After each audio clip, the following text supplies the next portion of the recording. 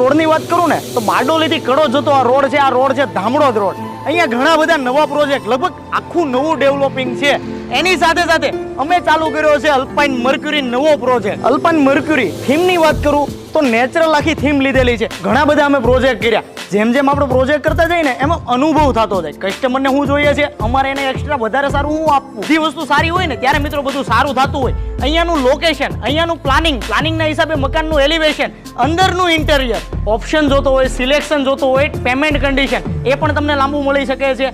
એની સાથે સાથે મકાનમાં તમારે કંઈ અપગ્રેડ કરવું હોય, આપણા ઘરમાં 2 જણા રહેવાવાળા છે, આપણા ઘરમાં 7 જણા રહેવાવાળા છે, આપણી જરૂરિયાત કંઈક અલગ છે અને આપણી ચોઈસ એ અલગ છે, પણ કરાવવું હોય તો સાથે સાથે થઈ જાય. એનું કારણ છે કે બને છે તો સાથે સાથે તમારે જે કંઈ અપગ્રેડ કરવું હોય સાથે સાથે થઈ જાય. રોડ રસ્તાની વાત કરું, સીધા અંદર આવો, મેઇન રોડ છે આ 40 ફૂટનો છે. અંદરના રોડ છે બધા 25-25 ફૂટના છે.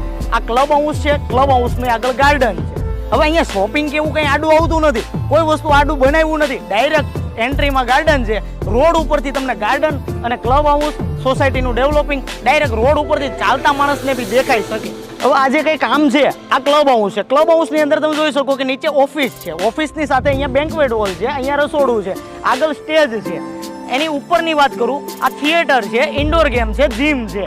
ઇન્ડોર ગેમ બી છે, થિયેટર બી છે, જીમ પણ છે. કાંઈ પ્રસંગ કરવો હોય તો બેન્ક્વેટ હોલ છે, જમણવાર કરવું હોય તો રસોડું છે, સોસાયટીના વહીવટ માટે ઓફિસ છે.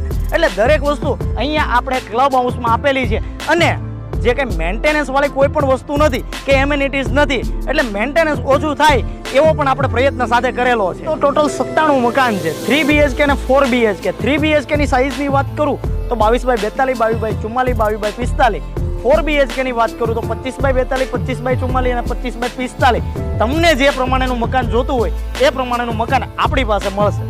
એલિવેશનની વાત કરું તો નેચરલ થીમ પર બનાવેલું આ એલિવેશન છે. 2 મકાનને જોડતું આ મકાનનું એલિવેશન છે. તમે જોઈ શકો બ્રિક્સ છે, ફેબ્રિકેશન છે, ગ્લાસ છે. આ દરેક વસ્તુ ભેગી કરીને આ પ્રમાણેનું કંઈક એલિવેશન બનાવેલું છે.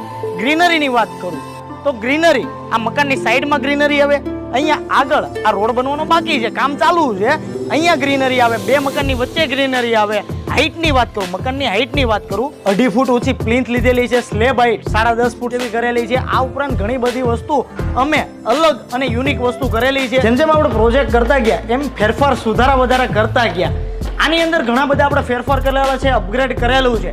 એની અંદર શું કે ભાઈ દાદર આપણે ચેન્જ કર્યો જેથી કરી લિવિંગ એરિયાનો સ્પેસ મોટો થાય. અને નાની નાની વસ્તુની વાત કરું તો ઘરમાં ગરમ પાણીના પાઇપ, ઠંડા પાણીના પાઇપ, એની સાથે સાથે ઇન્વર્ટરના પ્લગ, સોલારના પ્લગ, આ દરેક વસ્તુ અમે આપતા હોઈએ છીએ અને આપીએ છીએ. સોસાયટીની અંદર તાર ફેન્સિંગ છે, રોડ રસ્તા, ગટર લાઇન, સ્ટ્રીટ લાઇન કે અન્ય ડેવલપિંગ, આ દરેક વસ્તુ સેફ્ટીથી માંડીને દરેક વસ્તુ અમે આપવાનો અહીંયા પ્રયાસ કરેલો છે અને દરેક વસ્તુ અમે આપીએ છીએ.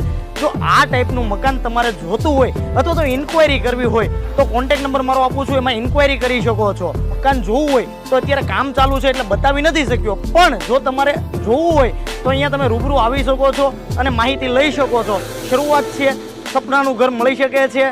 તો આવો, જોવો અને નોંધાવો. આ વિડીયો તમને ગમ્યો હોય તો લાઈક કરો. સાથે સાથે તમારા જે મિત્રો જેમને ઘર લેવું છે અથવા તો મિલકત લેવી છે તો એ લોકોને શેર કરો અને મારી ચેનલને સબસ્ક્રાઇબ કરો. જય હિન્દ, વંદે માતરમ.